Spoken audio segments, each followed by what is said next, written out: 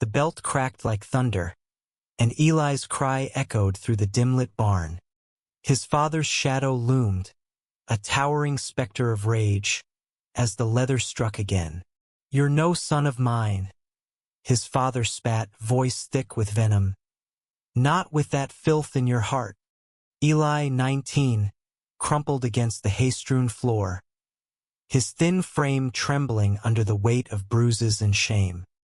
His brown hair clung to his sweat-soaked forehead, and his hazel eyes, usually bright with dreams, were dulled by pain. He'd known this day would come. Small-town Montana wasn't kind to boys who loved boys, but the betrayal of his own blood cut deeper than the belt ever could. The secret he'd guarded since he was 14, caught stealing a glance at a classmate, had unraveled when his father found a letter Eli had written, unsent, to a boy he'd never dared approach. Outside, the wind howled across the plains, carrying the faint rumble of a truck. Eli's heart leapt despite the ache in his ribs. He crawled to the barn's cracked window, peering through the dusk. A battered pickup pulled into the dirt driveway of their ranch, and out stepped Caleb, 24, a cowboy who'd been working the neighboring lands for the summer. His broad shoulders filled out a worn flannel shirt, and his black hair peeked from under a weathered Stetson. Eli had watched him for weeks. His quiet strength, the way he handled horses with a gentleness that seemed impossible for someone so rugged. They'd spoken only once, a fleeting moment at the county fair, but Eli had felt something unspoken pass between them, a spark he couldn't name. "Get up, you disgrace." His father's boot nudged Eli's side, yanking him back to the present. The man grabbed Eli's collar, dragging him toward the house. "You're gonna pray that sickness out of you, or I'll beat it out myself." Eli's voice broke as he gasped, "Please stop." But his father's grip tightened, and the world blurred with pain and fear. Then, a shout cut through the haze. "Hey, let him go." Caleb's voice was steady but sharp, like a blade slicing through the tension. He stood in the barn doorway, silhouetted against the fading light, his fists clenched. Eli's father froze, then turned, his face twisting into a sneer. "This ain't your business, cowboy. Get off my land." Caleb stepped forward, undeterred. "I saw enough through that window to make it my business. You don't touch him again." The air crackled with danger. Eli's father dropped him, squaring up to Caleb. "You one of them too? Defending this abomination?" Caleb's jaw tightened, but his eyes flicked to Eli, softening for a split second. "I'm defending a kid who don't deserve this. Let him be." Eli's heart pounded. He didn't know why Caleb was here, why he cared, but in that moment he saw a lifeline. Stumbling to his feet, he rasped, "My father beats me for being gay. Please take me with you."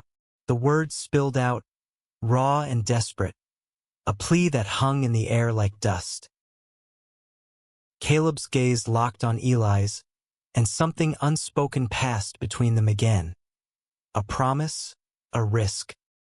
His father lunged, but Caleb was faster, stepping between them, his presence a shield. "We're leaving," Caleb said, voice low but firm. "Eli, grab what you need. Now." Eli hesitated, fear and hope warring inside him. His father roared, "You walk out, you're dead to me." But Eli, for the first time, felt the weight of his own choice. He grabbed his jacket from the barn floor and followed Caleb to the truck, his legs shaking but his resolve hardening. The engine roared to life, and as they sped away, Eli glanced back at the ranch shrinking in the distance. Tears stung his eyes, not for the home he was leaving, but for the boy he'd been, trapped in silence. Caleb's hand rested on the gearshift, close enough for Eli to feel its warmth. "You're safe now," Caleb said, his voice steady as the open road. I got you. The truck's headlights cut through the Montana night, the plains stretching endlessly around them. Eli clutched his jacket, the bruises on his arms throbbing with every bump in the road.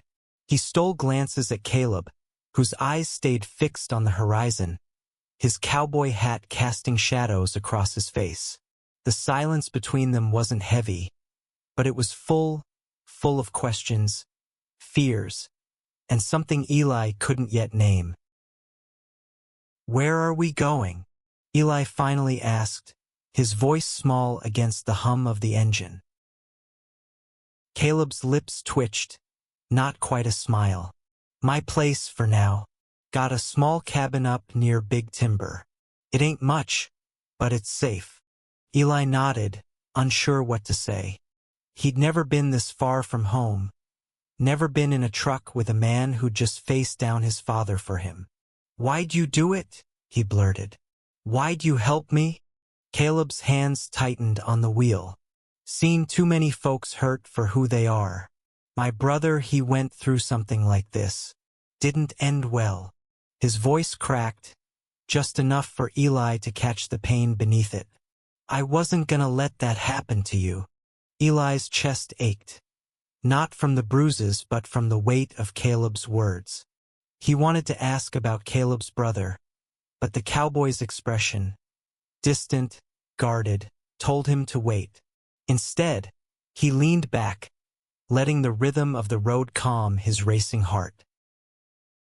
They reached the cabin just as the stars began to pierce the sky.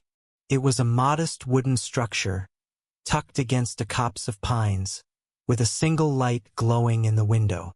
Inside, it smelled of cedar and leather, and a small fireplace crackled with warmth. Caleb gestured to a couch. "You can crash here. I'll get some blankets."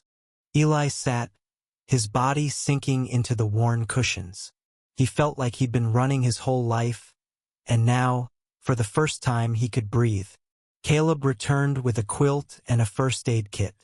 "Let me see those bruises," he said, his tone gentle but firm. Eli hesitated, then rolled up his sleeves. Caleb's fingers were careful as he cleaned a cut on Eli's arm, his touch steady but soft. Their eyes met, and Eli's breath hitched. There was no judgment in Caleb's gaze, only a quiet understanding that made Eli's heart race for reasons he couldn't explain. "You don't have to talk about it," Caleb said, breaking the silence. "But if you want to, I'm here." Eli swallowed hard. "I didn't mean for him to find out. I wrote a letter to someone I liked. Never sent it. But he found it and his voice broke. He said I was a mistake." Caleb's jaw clenched, but his voice stayed soft. "You ain't a mistake, Eli. You're just you. And that's enough." The words hit Eli like a wave, washing away years of shame. He wanted to say something to thank Caleb, but all he could do was nod. As Caleb bandaged his arm, their hands brushed, and a spark shot through Eli, electric, terrifying, alive. The next morning, sunlight streamed through the cabin's windows, painting the wooden floor in gold. Eli woke to the smell of coffee and the sound of Caleb chopping wood outside. He stepped onto the porch, watching Caleb's muscles flex under his flannel shirt as he swung the axe. There was a rhythm to it, a strength that made Eli's stomach flip. "Morning," Caleb called, wiping sweat from his brow. "You sleep okay?" Eli nodded, clutching a mug Caleb had left for him. "Better than I have in a while." They spent the day in quiet companionship. Caleb showed Eli how to tend the horses in the small stable nearby, their hands brushing as they passed tools or reins. Each touch felt like a question, one Eli wasn't sure he was ready to answer. But the way Caleb looked at him, steady, kind, with a hint of something deeper, made Eli wonder what it would be like to stop running from himself.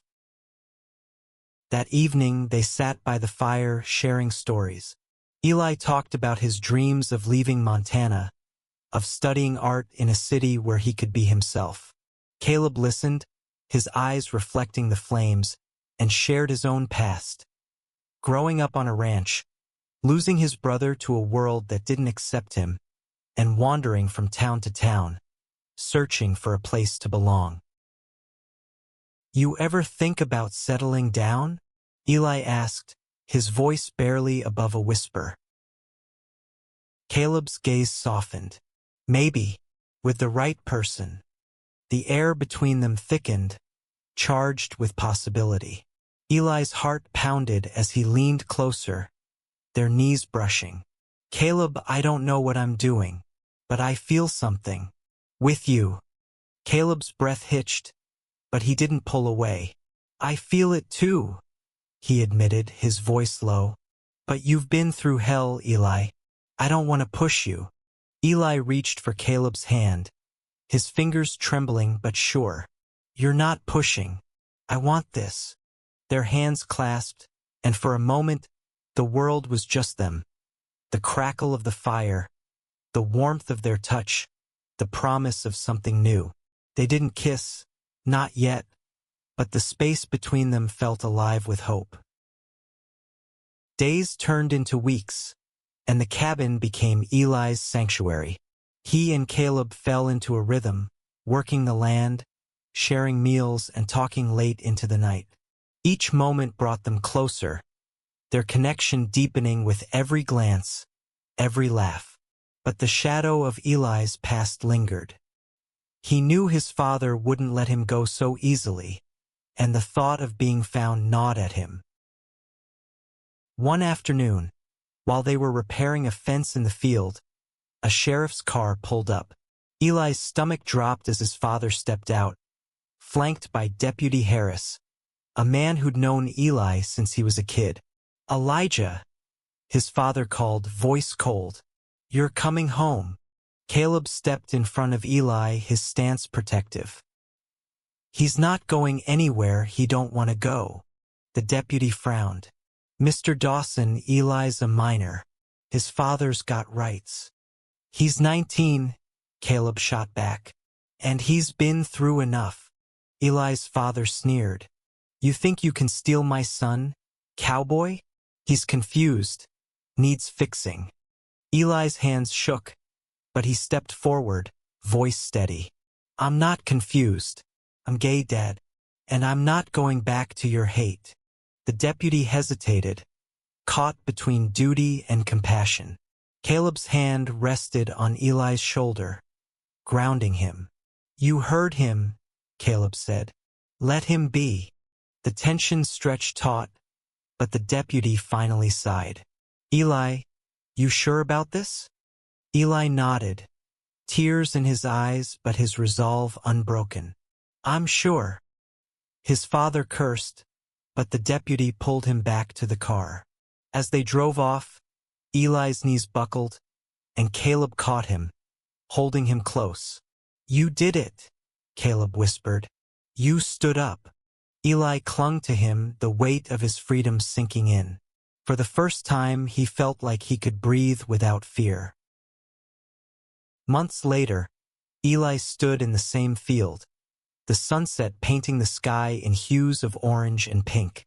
Caleb was beside him, their hands intertwined, the fence they'd repaired together standing strong. Eli had enrolled in a community college nearby, studying art, and Caleb had started talking about a future, a home, a life together. "You ever think we'd end up here?" Eli asked, leaning into Caleb's warmth. Caleb smiled, tipping his hat back. "Didn't think, just hoped." They stood in silence, watching the stars emerge, their love a quiet rebellion against a world that had tried to break them. Eli knew the road ahead wouldn't be easy. Prejudice lingered, and wounds took time to heal, but with Caleb by his side, he felt ready to face it. As they walked back to the cabin, hand in hand, Eli carved a phrase into the fence with his pocket knife. "Love fights for freedom." It was their story, their truth etched into the wood for anyone who passed by to see, a testament to the courage it took to choose love and the strength they'd found in each other.